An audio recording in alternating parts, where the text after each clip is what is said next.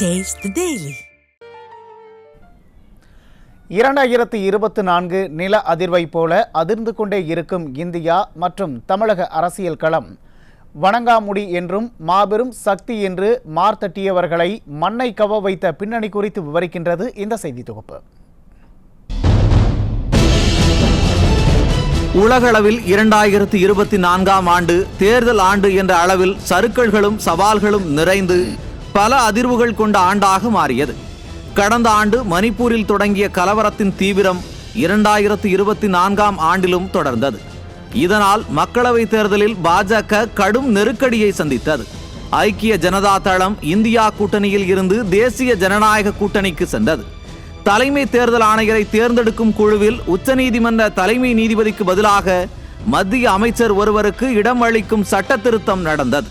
தலைமை தேர்தல் ஆணையராக அருண் கோயல் பதவி ஏற்பார் என எதிர்பார்த்த நிலையில் அவர் பதவியில் இருந்து விலகி பாஜக அரசுக்கு அதிர்ச்சி அளித்தார். இதனிடையே மத்திய அரசு கொண்டு வந்த தேர்தல் பத்திரங்கள் அரசியலமைப்பை மீறியதாக தெரிவித்த உச்சநீதிமன்றம் நன்கொடைகள் தொடர்பான தகவலை பொதுவெளிக்கு பகிர உத்தரவிட்டது.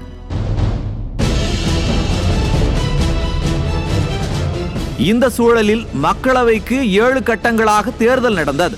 குடியுரிமை திருத்த சட்டம் மக்களவை தேர்தலில் திருப்புமுனையை ஏற்படுத்தியது. இதனால் பாஜக வெறும் 240 இடங்களில் மட்டுமே வென்று பெரும்பான்மை கிடைக்காமல் அவதிப்பட்டது. இதனால் கூட்டணி கட்சிகளை நம்பி மைனாரிட்டி பாஜக ஆட்சி அமைத்தது. இதனிடையே ஹரியானா சட்டமன்ற தேர்தலில் பாஜக 48 இடங்களில் மட்டுமே வென்றது.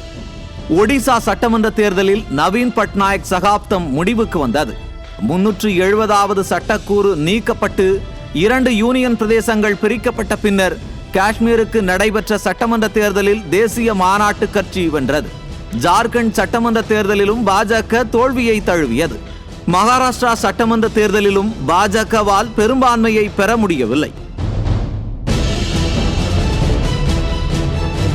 அதே சமயம் தமிழக மக்களை வஞ்சிக்கும் விடியா திமுக ஆட்சியில் சென்னை மாநகரத்தில் மழைநீர் வடிகால் பணியில் 5160 கோடி ரூபாய் வீணடிக்கப்பட்டது. ஸ்டாலின் ஆட்சியில் தமிழகம் முழுவதும் மழை வெள்ளத்தால் மக்கள் அவதிப்பட்டனர். இந்நிலையில் முன்னறிவிப்பின்றி அதிகாலை 2:45 மணிக்கு சாத்தனூர் அணையில் இருந்து 1,68,000 கன அடி தண்ணீரை திறந்துவிட்டது திராவிட மாடல் அரசு. இதனால் கிருஷ்ணகிரி, திருவண்ணாமலை, விழுப்புரம், கடலூர் மாவட்டங்கள் நீரில் மூழ்கி மக்கள் பெரும் துயருக்கு ஆளாகினர். மேலும் திருவண்ணாமலையில் 16 கோடி ரூபாயில் கட்டப்பட்ட பாலம் 3 மாதங்களில் அடித்து செல்லப்பட்டு திமுகவின் கமிஷன், கலெக்ஷன், கரப்ஷனுக்கு சாட்சியாக அமைந்தது.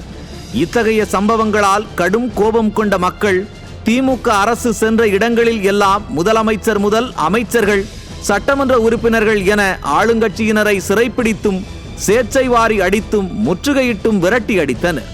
மறுபக்கம் தமிழ்நாடு முழுவதும் பல்வேறு கோரிக்கைகளை வலியுறுத்தி விவசாயிகள், தொழிலாளர்கள், செவிலியர்கள், மருத்துவர்கள், போக்குவரத்து ஊழியர்கள், அரசு ஊழியர்கள் என பலதரப்பட்ட மக்களும் திமுக அரசுக்கு எதிராக வீதியில் இறங்கி போராடும் நிலைக்கு தள்ளப்பட்டனர்.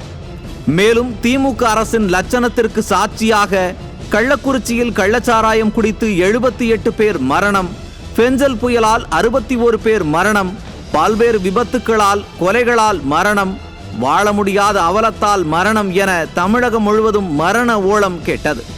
இது மட்டுமா, பட்டியலின மக்கள் அவதி, சாதிய பாகுபாடு, வெள்ள நிவாரணம் வழங்காதது என திமுக கூட்டணியில் உள்ள விடுதலை சிறுத்தைகள், இடதுசாரிகள் போன்ற கட்சிகளே பகிரங்கமாக விமர்சிக்கும் நிலையும் ஏற்பட்டு திமுக அரசின் நிர்வாக திறமையின்மைக்கு சான்றாக அமைந்தன. இப்படி பல்வேறு அதிர்வுகள் நில அதிர்வு போல இந்திய தமிழக அரசியலில் 2024 ஆண்டு ஏற்படுத்தியது என்றே சொல்லலாம். நியூஸ் ஜே செய்திகளுக்காக தலைமை செய்தியாளர் முனைவர் கோ. ஜெயக்குமார்.